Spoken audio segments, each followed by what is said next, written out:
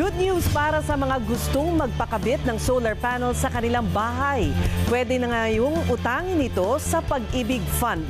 Ibandila mo, Apple Salandoni.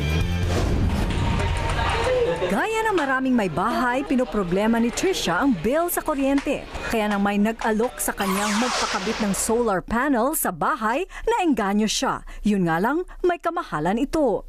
The first time that I heard solar panel, I was intrigued, ma'am, kasi very environmental friendly siya. Hindi siya ganun kakadaling mag-shell out ng around 200,000. Isinusulong ng pamahalaan ang renewable and clean energy, gaya ng solar energy. Bukod sa makakatipid ng libo-libong piso sa kuryente, hindi pa ito nakakasama sa kalikasan. Pero kailangan mamumuhunan ng 20 hanggang kalahating milyong piso o higit pa, depende sa disenyo at capacity ng home solar power system. May good news dito ang Pag-ibig Fund.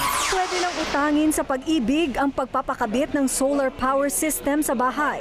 Kaya kung gusto magpakabit ng solar panel sa inyong bahay, pwede na itong utangin sa pamamagitan ng home improvement loan.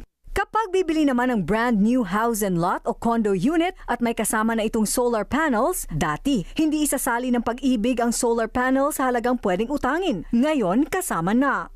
Pwedeng umutang ng maximum amount na 6 million pesos. Pwedeng bayaran ito sa hanggang 25 years depende sa kakayahang magbayad ng miyembro.